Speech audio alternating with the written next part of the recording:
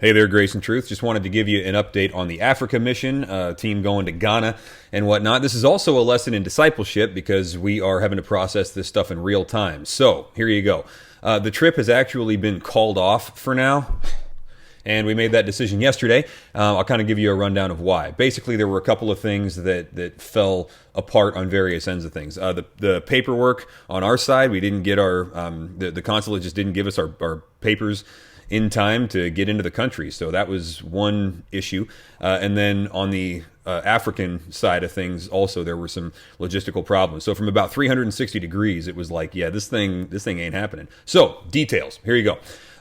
The way that it works when you go to a different country is you have to send your passport and a visa application to the consulate. So the consulate for Ghana is in Washington, D.C. There's one in New York also, but they hosed us last year. So we went with the Washington, D.C. one this year. So we sent it to them, and basically they sent some of them back right away. So Pastor Bill and Brandy, they got their passport with their visa back, lickety split. They had it in like 8 days. The rest of us sent them in on time and everything like that, and they just said, hey, we'll send them to you when we send them to you. And they have some projected dates for when it's going to happen. So some people were supposed to get them back today. They would be fine to get on the plane. Mike, he's not supposed to get his back until the day after we leave. Mine's not scheduled to come back until the 29th. And I'm like, that's after the trip. That's no help at all. So we spent all day yesterday on the online chat with the consulate. We were calling nonstop, but they don't answer their phones. In fact, I asked them about that. I said, hey, can somebody please just call me? And they said, no, our preferred method of communication is this chat. We're not going to call you. So I was like, do you guys use your phones anymore? And they said, no. I'm like, thanks for nothing. So anyway, I negotiated with them. I tried to push them. I said, let me talk to a supervisor. I even went so far as to say, okay, look, I know that somebody there approves these things, right? Like somebody makes the decision and signs off on it, and he works in that building, and I'll bet he's got a phone on his desk. Give me his number, give me his extension. And they said, no, we don't do stuff over the phone. And so I said, how do we expedite these things? And they said, we don't expedite these things. It's automated, and the system is the system, and you're going to get what you're going to get. So we tried everything. Then a couple of days ago, because I was thinking they might not get us our visas back on time, I actually booked a plane ticket to Washington, D.C. The reason for that is because we were going to have to fly through D.C. anyway to fly out to Ghana. And so I said, I'll just go a couple of days early and pick up the team's documents, passports and visas. And that way we don't have to wait for them to come in the mail. So I told them that yesterday. I said, okay, here's what we're going to do, guys. I was trying to lay out a plan for the consulate. I said, here's what we're going to do. Don't send them in the mail. Let's get these things rushed and approved and whatever. And then I will come and pick them up. Okay. And the lady was kind of like, I don't know if she was laughing at me because it was over a chat, but that's kind of the tone that I got. She was like, sir, this is a consulate. You don't just walk in here and demand papers. And I'm like, well, how about I, just show up and you can meet me out front or whatever, right? So she was like, no, when you show up to a consulate and ask to get in, you get shot. Like that's the way it works. She didn't say it that way, but that was basically the point. So she said it's by appointment only. I said, all right, let's make an appointment. She said, nope, we only do that for passports, not for visas. Anyway, on and on it goes. You don't need all the details. It just, basically we hit a brick wall everywhere. So the team then went from the 7 of us to, okay, well, we're not going to get our passports. And if he doesn't get his passport, then, he can't go because that's his son. And so the team just got whittled down.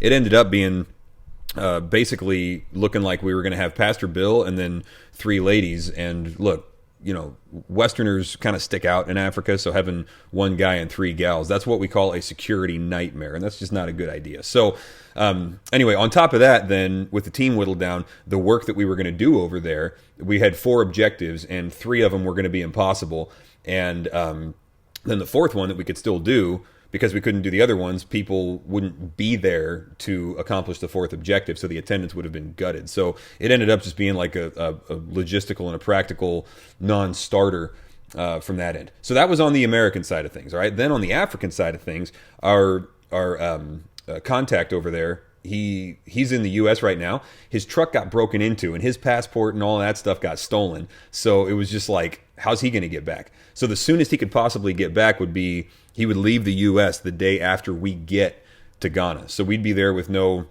and that's best case scenario. So assuming all that happened, we would be there with no coordinator to, kind of call the shots with people over there, and nobody organizing the work for us to do. Well, that's obviously a big problem. And then I found out this morning that it turns out the people he's staying with here he calls them mom and dad. And they're very old and not in good health at the moment. They're having some real struggles. And he said, I might need to stick around and just take care of them for a little bit. So anyway, that's kind of the broad outline of sort of what happened. And so yesterday we were like, man, this, like we thought at first that it was just, Satan attacking the trip, because that's what he does. He throws things in the way. We've told the team before, look, every trip looks like it's going to fall apart 5 times before we go. And then we always end up going. And so we figured this was just par for the course. But then yesterday it was kind of like, this is not Satan attacking this trip. This is God saying, no, this, I'm not sending you on this one at this time. So we got all kind of like bummed, and, it was disappointing. But, at the same time, one of the biggest disappointments was just the waste of resources. It's like, man, you sink so much money into these trips. Well, it turns out, here's some good news. It turns out that when World Hope buys the tickets, they buy tickets that are changeable and refundable. So we have 12 months now to repurpose those tickets without wasting any money. We may have to pay the difference in ticket prices if we get more expensive tickets later, but that's it.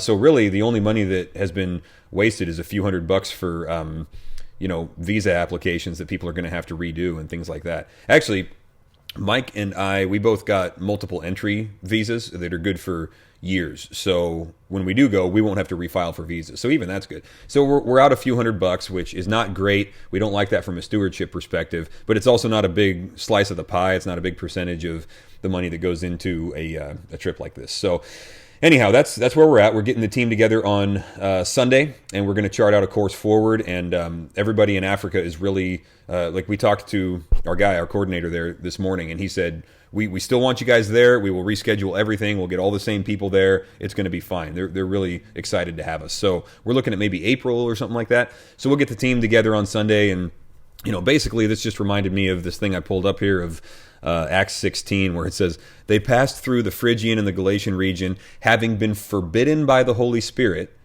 to speak the word in Asia. And it's like, I guess that's what just happened. So look, being a disciple, this is what it looks like, right? You follow the commands of God, even when it's not what you want. But the other option is you try and control everything to death, and it all winds up going sideways on you, and we don't want to do that either. So we pushed every avenue we could, and it became clear that like God's just not sending us to Ghana right now. Hopefully he does later on, and we're not the decision makers. We are servants, we're slaves, we are ambassadors. So that's how all of this stuff goes, and I just want to thank everybody for the support. I told Pastor Bill I would film this thing, so I'm really speaking for both of us here. We wanted to thank everybody for the support and the willingness and the readiness to take care of our families while we're gone and things like that. So anyhow, that's the update right now, and we'll let you know what happens going forward from here after Sunday. All right, guys, listen, if you got any questions, you know us, man. We're an open book. Just holler, and welcome to mission work. It gets a little wild sometimes, but we will see you